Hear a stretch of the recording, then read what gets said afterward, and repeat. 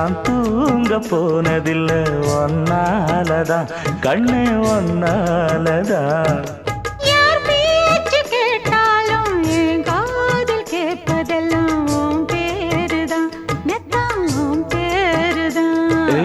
இத்தனை நினப்பு என் மேல இருந்தும் எட்டி போகலாமோ கட்டுப்பாடு இருந்தும் கட்டிக்கு முன்னே ஒட்டிக்கொள்ளலாமோ